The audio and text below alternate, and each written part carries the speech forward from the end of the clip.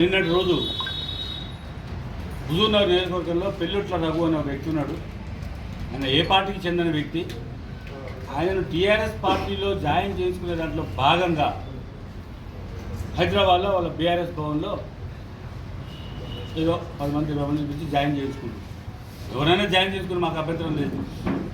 కానీ జాయిన్ చేయించుకునే సమయంలో ఆ స్టేజ్ మీద ఉన్న వాళ్ళల్లో ఏమాత్రం స్థాయి లేనటువంటి వ్యక్తి ఒంటేపి నరసింహారెడ్డి అని, ఆయన సూర్యాపేట నియోజకవర్గానికి చెందినటువంటి వ్యక్తి, జనాలు కూడా ఎక్కువ పరిచయం లేనటువంటి వ్యక్తి.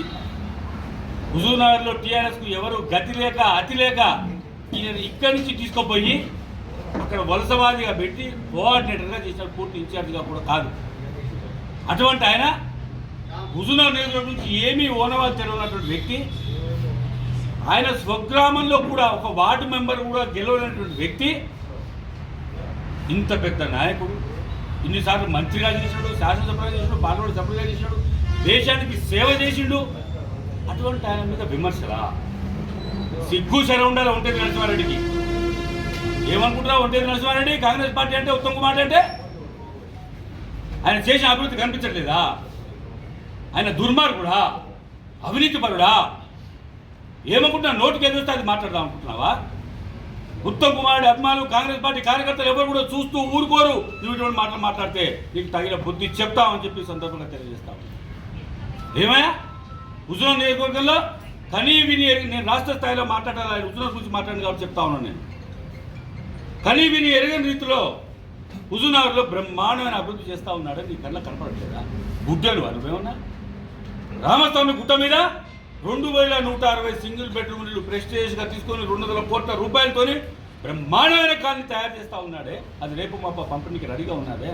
నీ కళ్ళు కనపడట్లేదా టీఆర్ఎస్ నాయకులకు? అది అభివృద్ధి కాదా? దాంట్లో ఏమైనా అవినీతి జరిగిందా?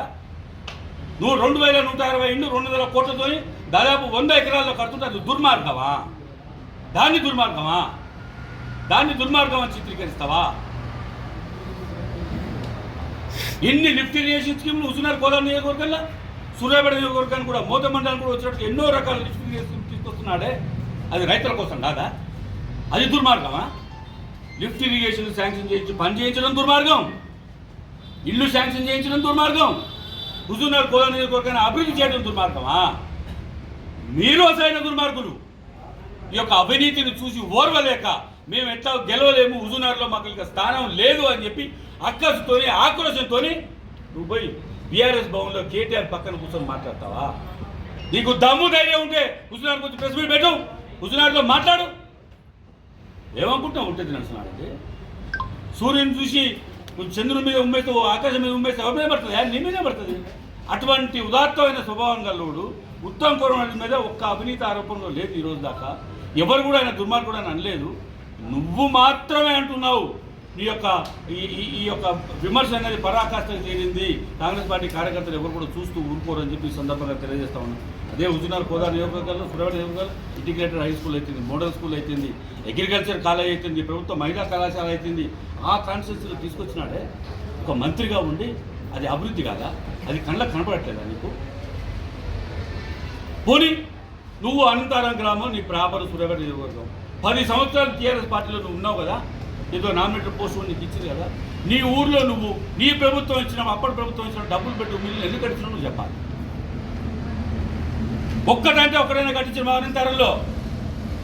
అదే కాంగ్రెస్ గవర్నమెంట్ వచ్చిన తర్వాత ఇప్పుడు ఇందిరామ్మ ఇల్లు దాదాపు 45 ఇండ్లు శాంక్షన్ చేసి 55 ఇండ్లు కట్టి శాంక్షన్ చేసిన వాస్తవంగా మా సర్పంచ్ గారు ఇక్కడ అడిగి తెలుస్తుంది. లేదు మీరు పోయి ఎంక్వైరీ చేసినా తెలుస్తుంది.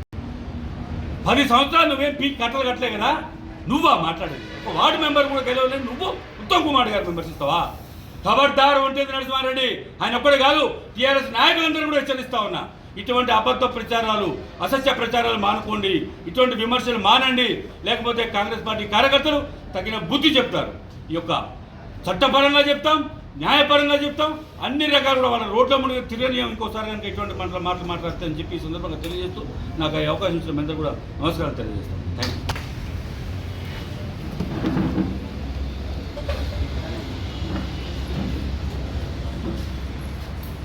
ఎవరు ఈ ఒంటేపి నరసింహారెడ్డి, సోకాళ్ళు ఒంటేపి నరసింహారెడ్డి పనికిరాని చెత్త పొలిటికల్ లీడరు, బీఆర్ఎస్ లీడరు.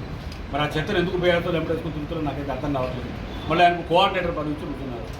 ఆయన చక్కదనం ఏదో ఒక చిన్న మాట చెప్తారు. డాంబర్ ప్లాంట్ పెడదామని చెప్పి సూర్యాపేట టౌన్లో ఉన్నటువంటి ఒక మన కాంగ్రెస్ నాయకుడు అనంతరం మళ్ళీ జాగా లీజుకి తీసుకుంటారు. లీజుకి తీసుకొని డాంబర్ ప్లాంట్ ఎడిపోతే తెలియదు. ఆ లీజు ఇవ్వకుండా తప్పించుకొని తిరుగుతుంటే లీజు ఎందుకు ఇవ్వని చెప్పి కారు అడ్డగించి కారు కుదురుపెట్టిన సంగతి సూర్యాపేట చరిత్రలో ప్రజలందరూ తెలిసిన విషయం. అటువంటి నీచమైన చరిత్ర నీది. ఉత్తమ్ కుమారుడిని పడుకొని దుర్మార్గుడు అవినీతి పరుడు అని మాట్లాడతావా? గురువింది కదా కింద నలిపారు కదట, అంత ఎర్ర ఉంది నేను బాగున్నా అని చెప్పి కింద విమర్శించి అట్లా మాట్లాడుతుందా? దయచేసి నేను చెప్తా ఉన్నా, మాట్లాడే ముందర ఎవరి మీద మాట్లాడుతున్నావు, ఏం మాట్లాడుతున్నావు తెలుసుకొని మాట్లాడాలి, విచక్షణతో మాట్లాడాలి, చదువుకున్నట్టు మాట్లాడాలి. ఇటువంటి విమర్శలు మానుకోవాలని చెప్పి ఇతో పడుతున్నారు.